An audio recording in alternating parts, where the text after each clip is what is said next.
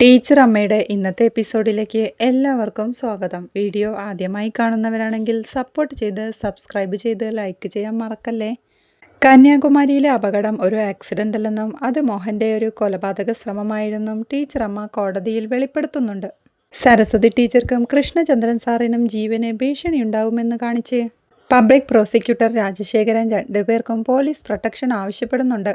പുതിയ വെളിപ്പെടുത്തലുകളുടെ സാഹചര്യത്തിൽ PW6, PW18 എന്നിവർക്ക് പെട്ടെന്ന് തന്നെ പോലീസ് പ്രൊട്ടക്ഷൻ കൊടുക്കാൻ ഉത്തരവാകുന്നുവെന്ന് ജഡ്ജിയും ഉത്തരവിടുന്നുണ്ട്. കാര്യങ്ങൾ പന്തിയല്ലെന്ന് മനസ്സിലാക്കിയ മോഹനും പെട്ടെന്ന് തന്നെ കോടതിയിൽ നിന്നും ഇറങ്ങിപ്പോകുന്നത് കണ്ട് അഡ്വക്കേറ്റ് സുജിയും ശിവരാമൻ ചേട്ടനും റജിയും മോഹൻ്റെ പിന്നാലെ ചെല്ലുന്നുണ്ട്. കോടതി വരാന്തിലെത്തുന്ന മോഹൻ പരിഭ്രമത്തോടെ പണിയായല്ലോ എന്ന് പറഞ്ഞുകൊണ്ട് രക്ഷപ്പെടാൻ തുടങ്ങുമ്പോഴേക്കും അഡ്വക്കേറ്റ് സുജി അങ്ങോട്ട് വന്ന് നിങ്ങൾ എങ്ങോട്ട് പോകുന്നു എന്ന് ചോദിക്കുന്നുണ്ട്. എവിടെ പോകുന്നു, പോവാൻ പറ്റില്ല ഇവിടുന്ന് എന്ന് പറഞ്ഞ് സുജി മോഹൻ്റെ കയ്യിൽ പിടിച്ച് തടഞ്ഞു നിർത്താൻ ശ്രമിക്കുമ്പോഴേക്കും മോഹൻ തട്ടി വീഴ്ത്തിയ സുജി കോടതി മുറ്റത്തേക്ക് വീഴുന്നുണ്ട്. അപ്പോഴേക്കും അങ്ങോട്ടെത്തുന്ന ശിവരാമൻ ചേട്ടനും മോഹനെ പിടുത്തമിട്ട് കഴിഞ്ഞിരുന്നു. റജിയപ്പോഴേക്കും അഡ്വക്കേറ്റ് സുജിയുടെ അടുത്തേക്ക് ഓടി ചെല്ലുന്നുണ്ട്. പുറത്തെ ബഹളമെല്ലാം കണ്ടുകൊണ്ട് കൃഷ്ണചന്ദ്രൻ സാറും മോഹൻ്റെയും ശിവരാമൻ ചേട്ടൻ്റെയും അടുത്തേക്ക് എത്തുന്നുണ്ട്. റജി അഡ്വക്കേറ്റ് സുജിയെ പിടിച്ചെഴുന്നേൽപ്പിക്കുമ്പോഴേക്കും മോഹൻ ശിവരാമേട്ടനെ തള്ളി മാറ്റിക്കൊണ്ട് ഓടി രക്ഷപ്പെടുന്നുണ്ട്. ആകെ അവശനായ ശിവരാമേട്ടൻ കോടതി വരാന്തയിലെ ആ ബെഞ്ചിലേക്ക് ഇരിക്കുമ്പോഴേക്കും മോഹനും തൻ്റെ ജീപ്പിൽ വേഗത്തിൽ രക്ഷപ്പെടുന്നുണ്ട്. അഡ്വക്കേറ്റ് സുജിയെപ്പോഴേക്കും പബ്ലിക് പ്രോസിക്യൂട്ടർ രാജശേഖരൻ്റെ അരികിലേക്ക് ഓടിയെത്തി, സാർ, മോഹൻ രക്ഷപ്പെട്ടു. ഞങ്ങൾ അയാളെ തടയാൻ നോക്കി, പക്ഷേ ഞങ്ങളെ തള്ളിമാറ്റി അയാൾ രക്ഷപ്പെട്ടു എന്ന് പറയുന്നത് കേട്ട് ടീച്ചർ അമ്മയും വീണയും അമ്പരപ്പോടെ എഴുന്നേൽക്കുന്നുണ്ട്. ആ വാർത്ത കേട്ട് സിന്ദൂര വിക്രമനും രാധയും മഹേഷുമെല്ലാം ആകെ നാണക്കേടിലാവുന്നുണ്ട്. രാജശേഖരൻ വക്കീൽ അപ്പോഴേക്കും ജഡ്ജിയോടായി പറയുന്നുണ്ട്, പ്രതി മോഹൻ കോടതിയിൽ നിന്ന് പലരെയും തള്ളിമാറ്റി രക്ഷപ്പെട്ടുവെന്ന്. ജഡ്ജി അപ്പോഴേക്കും ആ സംഭവം രേഖപ്പെടുത്താനായി ക്ലർക്കിന് നിർദ്ദേശം കൊടുക്കുന്നുണ്ട്. രാജശേഖരൻ വക്കീൽ വീണ്ടും വാദിക്കുന്നുണ്ട്, പ്രതി സാക്ഷികൾക്ക് അപകടം വരുത്താൻ സാധ്യതയുണ്ട്, കസ്റ്റഡി വാറണ്ട് പുറപ്പെടുവിക്കാൻ അഭ്യർത്ഥിക്കുന്നുവെന്ന്. ജഡ്ജിയും അത് അംഗീകരിച്ചുകൊണ്ട് application allowed, non bailable warrant is issued, copy circle ഇൻസ്പെക്ടർക്ക് ഒട്ടും താമസമില്ലാതെ അയക്കൂ. പബ്ലിക് പ്രോസിക്യൂട്ടർ ജില്ലാ പോലീസ് ഓഫീസറുമായി പെട്ടെന്ന് കോർഡിനേറ്റ് ചെയ്യൂ എന്ന് നിർദ്ദേശിക്കുമ്പോഴേക്കും സിന്ദൂര വിക്രമനും എന്തു ചെയ്യണമെന്നറിയാതെ ആകെ നാണം കെട്ട് തലയും പുകഞ്ഞിരിപ്പുണ്ട്. പിന്നീട് കോടതി വരാന്തയിൽ അവശനായിരിക്കുന്ന ശിവരാമൻ ചേട്ടനെയും കൂടെയുള്ള കൃഷ്ണചന്ദ്രൻ സാറിനെയും റജിയെയും കനിയെയും ജോണിനെയുമാണ് കാണിക്കുന്നത്. ശിവരാമേട്ടൻ മോഹൻ രക്ഷപ്പെട്ടതിനെക്കുറിച്ച് കനിയോടും ജോണിനോടും പറഞ്ഞുകൊണ്ടിരിക്കുക. സരസ്വതി മോഹൻ അപകടപ്പെടുത്തിയ കാര്യം പറഞ്ഞപ്പോൾ ഞാൻ നോക്കിയത് മോഹൻ എവിടെയെന്നാ എന്ന് ശിവരാമേട്ടൻ പറയുമ്പോഴേക്കും ഞാനും അത് തന്നെയാ ശ്രദ്ധിച്ചത്. അപ്പോൾ എനിക്ക് തോന്നി ആള് മുങ്ങുവാണെന്ന് എന്ന് കൃഷ്ണചന്ദ്രൻ സാറും പറയുന്നുണ്ട്. ആ വക്കീൽ പെങ്കൊച്ച് അവളാളും എടുക്കിയ, അവള് കയറി പിടിച്ചു എന്ന് ശിവരാമേട്ടൻ പറയുമ്പോൾ വയ്യാത്ത ഞങ്ങൾ രണ്ടാളും ആ കുഞ്ഞു പെങ്കൊച്ചും കൂടി പിടിച്ചാൽ നിൽക്കുന്ന ആ കക്ഷിയാണോ അത്? അയാൾ ഞങ്ങളെയൊക്കെ തെറിപ്പിച്ചിട്ടങ്ങ് പാഞ്ഞു കളഞ്ഞു എന്ന് കൃഷ്ണചന്ദ്രൻ സാറും പറയുന്നുണ്ട്. അവിടെ കോടതി മുറ്റത്ത് കന്യാകുമാരിയിലെ അപകടത്തിന്റെ കാരണങ്ങൾ ഒളിച്ചുവെച്ച സരസ്വതി ടീച്ചറോട് ദേഷ്യത്തോടെ വഴക്കിടുന്ന മേരിക്കുട്ടി ടീച്ചറെയാണ് കാണിക്കുന്നത്. മേരി, നീ എന്നോടിങ്ങനെ പിണക്കം കാണിക്കല്ലേ എന്ന് സരസ്വതി ടീച്ചർ പറയുമ്പോഴേക്കും നീ എന്നോട് മിണ്ടരുത് കേട്ടോ, നിന്നെ വിശ്വസിക്കാൻ കൊള്ളത്തില്ല എന്ന് മേരിക്കുട്ടി ടീച്ചറും വിരൽ ചൂണ്ടിക്കൊണ്ട് പറയുന്നുണ്ട്. അങ്ങനെയല്ലെന്ന് ടീച്ചർ അമ്മയും വിഷമത്തോടെ പറയുമ്പോഴേക്കും നീ എന്തൊരു കള്ളക്കഥയെ എന്നോട് പറഞ്ഞത്, നിനക്കേ എന്നോട് ഉള്ളത് പറയാമായിരുന്നു എന്ന് മേരിക്കുട്ടി ടീച്ചറും പറയുന്നുണ്ട്. ഇങ്ങനൊരു കാര്യം പുറത്തറിയുമ്പോഴുള്ള പ്രശ്നങ്ങൾ ആലോചിച്ചിട്ടാ ആരോടും ഒന്നും പറയാഞ്ഞത് എന്ന് ടീച്ചർ അമ്മയും നിസ്സഹായതയോടെ പറയുമ്പോഴേക്കും എന്നോട് പറഞ്ഞാൽ എന്താ, ഞാൻ നാട്ടുകാരോട് മുഴുവൻ പറഞ്ഞുകൊണ്ട് നടക്കോ എന്ന് മേരിക്കുട്ടി ടീച്ചറും ദേഷ്യത്തോടെ ചോദിക്കുന്നുണ്ട്. അപ്പോഴേക്കും വീണയും പരിഭവത്തോടെ പറയുന്നുണ്ട്, എന്നോട് വേറൊരു വിധത്തിലാ ടീച്ചറെ പറഞ്ഞതെന്ന്. അത് കേട്ട് ടീച്ചർ അമ്മയും പറയുന്നുണ്ട്, എടി, ജീവിത അവസാനം വരെ ആരോടും പറയേണ്ടെന്നാ കരുതിയത്, പക്ഷേ എനിക്കിതൊടുവിലൊരു ആയുധമായി എടുക്കേണ്ടി വന്നതാ. അത് കേൾക്കെ മേരിക്കുട്ടി ടീച്ചർ വീണ്ടും പരിഭവത്തോടെ പറയുന്നുണ്ട്, എന്തായാലും നിനക്ക് എന്നോടൊന്ന് പറയാമായിരുന്നു. ഇനിയും കാണും ഞാനറിയാത്ത ഇതുപോലത്തെ രഹസ്യങ്ങളെ അല്ലേ എന്ന് മേരിക്കുട്ടി ടീച്ചർ ചോദിക്കുന്നുണ്ട്. വേറൊന്നുമില്ലടി എന്ന് സരസ്വതി ടീച്ചറും ടെൻഷനോടെ പറയുമ്പോഴേക്കും എടി, നിന്നെ ഞാൻ ഇനി വിശ്വസിക്കത്തില്ല, ഞാൻ പോവുക എന്ന് പറഞ്ഞ് മേരിക്കുട്ടി ടീച്ചറും പിണക്കത്തോടെ കാറിനരികിലേക്ക് ചെന്ന് നിൽക്കുന്നുണ്ടേ. മേരിക്കുട്ടി ടീച്ചർ പിണക്കത്തോടെ നിൽക്കുമ്പോഴേക്കും ടീച്ചറമ്മയും വീണയും അവിടുന്ന് ശിവരാമൻ ചേട്ടൻ്റെയും കൂട്ടരുടെയും അടുത്തേക്കായി ചെല്ലുന്നുണ്ടേ. സരസുവിനെ കാണുന്ന ശിവരാമേട്ടൻ എഴുന്നേറ്റുകൊണ്ട് പറയുന്നുണ്ട്, സരസു, നിന്റെ ഈ നീക്കം കലക്കി. അവൻ ഇവിടുന്ന് ജീവനും കൊണ്ട് ഓടി, ഞങ്ങളൊക്കെ കയറി പിടിച്ചതാ. എവിടെ കിട്ടാൻ, ഇനി അവനെ കിട്ടുന്നത് എളുപ്പമല്ലെന്ന്. അവന് കർണാടക ബോർഡറിൽ എവിടെയെങ്കിലും പമ്മയിരിക്കും, പിന്നെ പ്രധാനപ്പെട്ട ഒരു കാര്യം നിന്റെ സുരക്ഷയാ. അവൻ എന്തും ചെയ്യാൻ മടിക്കാത്തവനാണെന്ന് ശിവരാമേട്ടനും ഓർമ്മിപ്പിക്കുന്നുണ്ട്. പോലീസ് പ്രൊട്ടക്ഷൻ കോടതി അനുവദിച്ചിട്ടുണ്ടെന്ന് ജോൺ പറയുമ്പോഴേക്കും അത് കാര്യമായി കൃഷ്ണചന്ദ്രൻ സാറിനുണ്ടോയെന്ന് ശിവരാമേട്ടൻ ചോദിക്കുന്നുണ്ട്. സാറിനുമുണ്ടെന്ന് ജോൺ പറയുമ്പോഴേക്കും എല്ലാവർക്കും ആശ്വാസമാവുന്നുണ്ടേ. ജോൺ അപ്പോഴേക്കും കാറിനരികിൽ പിണങ്ങി നിൽക്കുന്ന അമ്മയെ നോക്കിക്കൊണ്ട്, അമ്മ പിണങ്ങി നിൽക്കുവാണോ ടീച്ചറെ എന്ന് ടീച്ചർ അമ്മയോടായി ചോദിക്കുന്നുണ്ട്. അതെ, ഞാൻ ഇക്കാര്യം ഇതേവരെയും അവളോട് പറയാത്തോണ്ട് പിണങ്ങി എന്ന് ടീച്ചറമ്മയും ടെൻഷനോടെ പറയുമ്പോഴേക്കും അത് പിന്നെ ടീച്ചറെ കുറ്റം പറയാൻ പറ്റത്തില്ല, ആർക്കും വിഷമം തോന്നുമെന്ന് ശിവരാമേട്ടനും പറയുന്നുണ്ട്. ഞാനിപ്പോൾ അങ്ങോട്ട് ചെല്ലാം, അല്ലെങ്കിൽ എൻ്റെ അടുത്തും പിണങ്ങുമെന്ന് പറഞ്ഞുകൊണ്ട് ജോൺ മേരിക്കുട്ടി ടീച്ചറുടെ അരികിലേക്കായി പോകുന്നുണ്ടേ. ശിവരാമേട്ടൻ അപ്പോഴേക്കും സരസുവിനോടായി പറയുന്നുണ്ട്, എന്തായാലും നമ്മൾ ജയിച്ചു തുടങ്ങി എന്നൊരു തോന്നലുണ്ടിപ്പോൾ. അത് കേൾക്കെ കൃഷ്ണചന്ദ്രൻ സാറും പറയുന്നുണ്ട്, ഇനി ഈ കേസ് പ്രശ്നമാവുമെന്ന് മോഹന് മനസ്സിലായി. അതുകൊണ്ട് അവൻ്റെ നിരന്തരമുള്ള ശല്യമൊന്ന് കുറയുമെന്ന്. അവനായതുകൊണ്ട് ഒന്നും പറയാൻ പറ്റില്ലെന്ന് ശിവരാമേട്ടൻ ഓർമ്മിപ്പിക്കുമ്പോഴേക്കും അത് ശരിയാണെന്ന് പറഞ്ഞുകൊണ്ട് തനിക്ക് കായംകുളത്ത് എത്താനുള്ളതാണെന്നും താൻ ഇറങ്ങട്ടെ എന്നും പറഞ്ഞ് കൃഷ്ണചന്ദ്രൻ സാർ പോവാൻ തുടങ്ങുമ്പോഴേക്കും കനി സാറിനെ വിളിച്ചോണ്ട്, സാറേ, ബോഡിഗാർഡായിട്ട് കുംഫു അറിയുന്ന ആളെ വേണമെങ്കിൽ പറയണേ സാറേ എന്ന് ചിരിയോടെ പറയുന്നുണ്ട്. അതാരാ, കനിയാണോ എന്ന് കൃഷ്ണചന്ദ്രൻ സാറും ചിരിയോടെ ചോദിക്കുമ്പോഴേക്കും, അതെ, അടിക്ക് മുമ്പ് വരെ കുംഫുവാ, അടി വന്നാൽ ബുള്ളറ്റ് റൈഡിംഗ് ആണെന്ന് ശിവരാമേട്ടനും കളിയാക്കിക്കൊണ്ട് പറയുന്നുണ്ട്. അപ്പോഴേക്കും ടീച്ചറമ്മ കൃഷ്ണചന്ദ്രൻ സാറിനോടായി പറയുന്നുണ്ട്, സാറേ ശ്രദ്ധിക്കണേന്ന്. നമ്മൾ എത്ര ശ്രദ്ധിച്ചാലും അതിലും ശ്രദ്ധയിലാവും ശത്രു വരിക. ഇനിയൊക്കെ വരും പോലെ വരട്ടെന്ന് വെക്കാനേ പറ്റൂ. ഇത്രയും കാലമൊക്കെ ജീവിച്ചില്ലേ, അതുതന്നെ ധാരാളം എന്ന് പറഞ്ഞ് എല്ലാവരോടും യാത്ര പറഞ്ഞ് കൃഷ്ണചന്ദ്രൻ സാർ അവിടുന്ന് പോകുന്നുണ്ടേ. പിന്നീട് ടീച്ചറമ്മയുടെ വീട്ടിലെത്തിയ മഹേഷിനെയും രാധയെയുമാണ് കാണിക്കുന്നത്. അവർ തളത്തിലൂടെ നടന്നു നീങ്ങുമ്പോഴേക്കും പുറകിൽ നിന്നും ടീച്ചറമ്മയുടെ വിളി കേൾക്കുന്നുണ്ട്.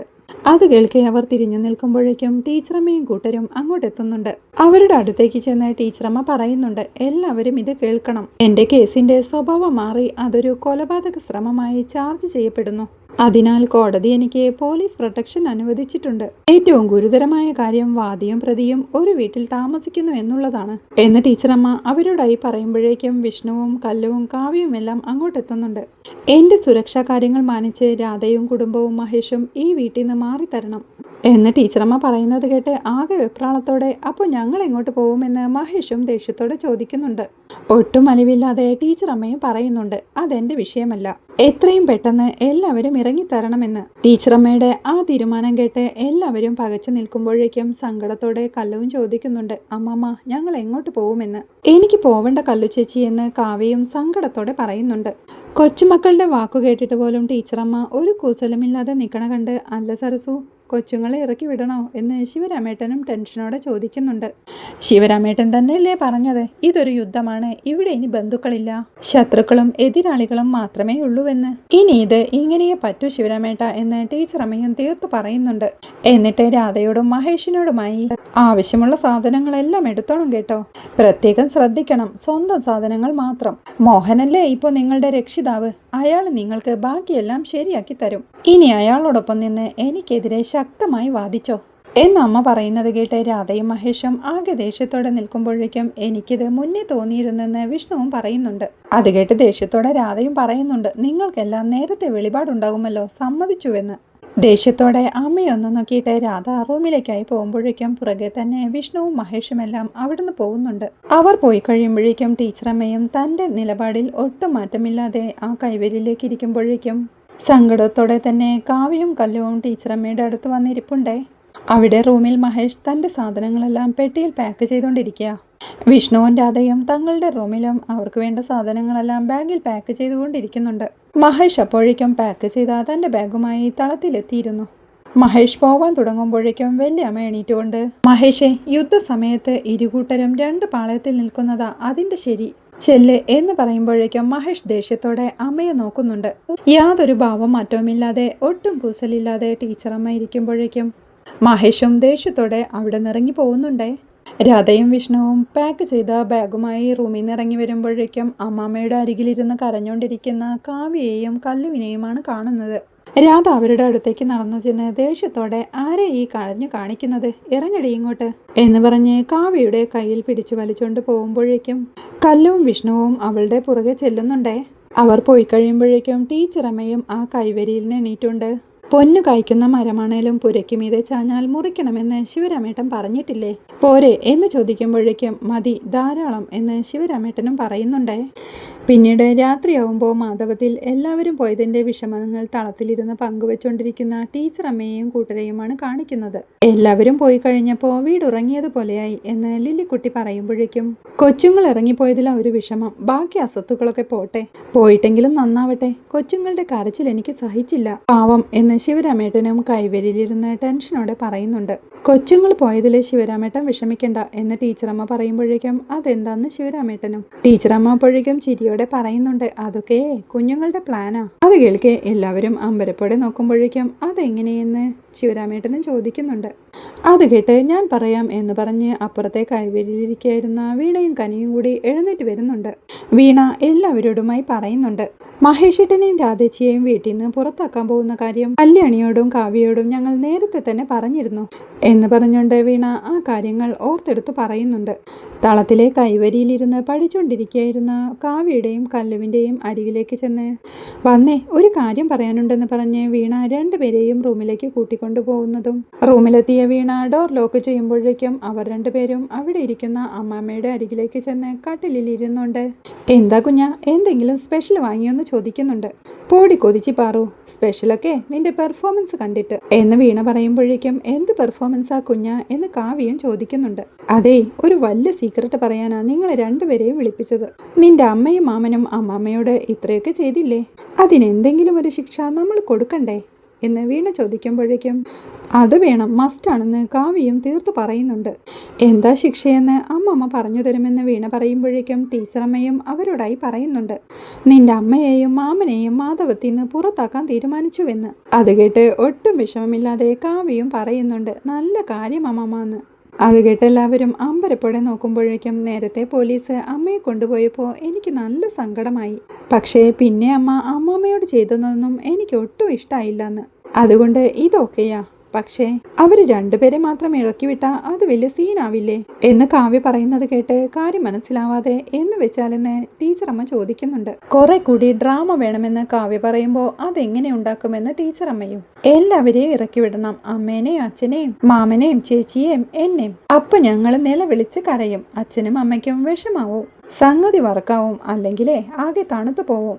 ചിലപ്പോ ഇങ്ങനെയാവും അമ്മയും മാമനും നല്ല ഹ്യൂമൻസ് ആവുന്നത് എന്ന് കാവ്യ പറയുന്നത് കേട്ട് അതിൽ മാത്രം തനിക്ക് അത്ര വിശ്വാസം പോരെന്ന് കല്ലുവും പറയുന്നുണ്ട്. എന്തായാലും നമുക്ക് നോക്കാലോന്ന് ടീച്ചറമ്മ പറയുമ്പോഴേക്കും അപ്പോൾ സമയമാവുമ്പോൾ ഞങ്ങൾ പെർഫോമൻസ് തുടങ്ങിക്കോളാം എന്ന് കാവ്യ പറയുന്നത് കേട്ട് ദേ ഓവറാക്കല്ലേ, രണ്ടാളും നാച്ചുറൽ ആയിരിക്കണമെന്ന് വീണയും ഉപദേശിക്കുന്നുണ്ട്. അതൊക്കെ എനിക്കറിയാമെന്ന് കാവ്യ പറയുമ്പോഴേക്കും ശരി ശരി രണ്ടാളും പോയി പഠിക്കാൻ നോക്കെന്ന് വീണ പറയുമ്പോഴേക്കും അവർ രണ്ടുപേരും അവിടെ നിന്ന് എണീറ്റ് പോകുന്നുണ്ടേ. കാര്യങ്ങളെല്ലാം അറിഞ്ഞ വലിയ മാമയും ചിരിയോടെ കൊച്ചുങ്ങളപ്പോൾ വെറുതെ കരഞ്ഞതല്ലേ എന്ന് ചോദിക്കുന്നുണ്ട്. അതെ എന്ന് ചിരിയോടെ ടീച്ചറമ്മയും സമ്മതിക്കുമ്പോഴേക്കും സത്യം പറഞ്ഞാൽ ഒട്ടും തോന്നിയില്ല. ഇളയതിന്റെ കരച്ചിൽ കണ്ട എനിക്ക് തന്നെ കരച്ചിൽ വരുമെന്ന് ശിവരാമേട്ടനും പറയുന്നുണ്ട്. അപ്പോഴേക്കും സരസ്വതി ചോദിക്കുന്നുണ്ട്, അല്ലേട്ടാ അപ്പോൾ ഇനി കേസിന്റെ കാര്യം എന്താവുമെന്ന്. മോഹം മുങ്ങിയതാ, അവനെ ഇനി കിട്ടുക അത്ര എളുപ്പമല്ല. കേസിന്റെ കാര്യം ഇനി നമുക്ക് ആലോചിച്ച് നീക്കാം. മോഹന്റെ ഇപ്പോഴത്തെ പാട്ടവയലിലെ വീടിന്റെ ഡീറ്റെയിൽസ് ഒക്കെ നമ്മുടെ കയ്യിലുണ്ടല്ലോ അല്ലേ എന്ന് വല്യമ്മ ചോദിക്കുമ്പോൾ അത് കൃത്യമായിട്ട് മഹേഷേട്ടനും വിഷ്ണുവേട്ടനുമല്ലേ അറിയൂ എന്ന് വീണയും ചോദിക്കുന്നുണ്ട്. അത് നമുക്ക് നോക്കാമെന്ന് പറഞ്ഞ് നമുക്ക് സന്തോഷിന്റെ വീട്ടിൽ പോയെന്ന് സംസാരിച്ചാലോ എന്ന് വല്യമ്മ ചോദിക്കുന്നുണ്ട്. വീണയും അത് കേട്ട് ആകെ ടെൻഷനോടെ ഇനി അതിന്റെ ആവശ്യമുണ്ടോ വല്യമ്മേ എന്ന് ചോദിക്കുന്നുണ്ട്. ടീച്ചറമ്മയും അത് കേട്ട് കുഞ്ഞോടായി പറയുന്നുണ്ട്, അതൊരു നാട്ടുമര്യാദയാ കുഞ്ഞി, ശിവരാമേട്ടൻ അവരോടൊന്ന് സംസാരിക്കട്ടെ എന്ന്. എനിക്കതിൽ തീരെ പ്രതീക്ഷയില്ലെന്ന് വീണയും ടെൻഷനോടെ പറയുമ്പോഴേക്കും നമ്മൾ എന്തെങ്കിലും കാര്യം തീരുമാനിക്കുമ്പോൾ ഇങ്ങനെ പറയല്ലേ കുഞ്ഞി, സംഭവിക്കാനുള്ളത് സംഭവിക്കട്ടെ, അത് നമ്മൾ തെറ്റിക്കേണ്ടെന്ന് ടീച്ചറമ്മ പറയുമ്പോഴേക്കും വീണയും സോറി പറയുന്നുണ്ടേ. പിന്നീട് ഹോട്ടൽ റൂമിൽ ഫുഡ് കഴിക്കാനിരിക്കുന്ന മഹേഷിനെയാണ് കാണിക്കുന്നത്. അപ്പോഴാണ് മഹേഷിന്റെ മൊബൈൽ റിങ് ചെയ്യുന്നത്. അവൻ ആ കോളെടുത്ത് അച്ഛന്ന് വിളിക്കുമ്പോഴേക്കും മോനെ ഞാൻ നിന്റെ ഹോട്ടലിലെത്തി, റൂം നമ്പർ എത്രയാന്ന് മോഹനും ചോദിക്കുന്നുണ്ട്. അത് 113 ആണെന്ന് മഹേഷ് പറയുമ്പോഴേക്കും 113 അല്ലേ, ഞാനിപ്പോൾ അങ്ങോട്ട് വരാമെന്ന് പറഞ്ഞ് മോഹനും ആ കോൾ കട്ട് ചെയ്യുന്നുണ്ടേ. പിന്നീട് മോഹൻ റൂമിലെത്തി കോളിംഗ് ബെൽ അടിക്കുമ്പോഴേക്കും മഹേഷ് ഡോർ തുറന്നു കൊടുക്കുന്നുണ്ട്. മോഹൻ അകത്തേക്ക് കയറി കഴിക്കാനെടുത്ത് വെച്ച ഫുഡ് നോക്കിക്കൊണ്ട് ഇതെന്താ ഇതുവരെ ഒന്നും കഴിച്ചില്ലേ എന്ന് ചോദിക്കുന്നുണ്ട്. ഇല്ല താമസിച്ചു എന്ന് മഹേഷും പറയുന്നുണ്ടേ. അവർ ശരിക്കും വലിയ ആരോപണങ്ങളുമായി തിരിച്ചടിക്കാനാ പ്ലാൻ. നമുക്കതല്പം വലിയ പണിയാണെന്ന് മോഹൻ പറയുന്നുണ്ട്. നമ്മൾ ബുദ്ധിപൂർവ്വം നിന്നില്ലെങ്കിൽ പെടും. ഞാൻ കുറച്ചുനാള് മാറി നിൽക്കാം എന്ന് മോഹൻ പറയുമ്പോൾ മഹേഷ് ആകെ ഞെട്ടലോടെ നിൽക്കുന്നത് കണ്ട് നീ ഒന്നും പേടിക്കണ്ട, കേസും കാര്യങ്ങളുമൊക്കെ നന്നായിട്ട് നടക്കും.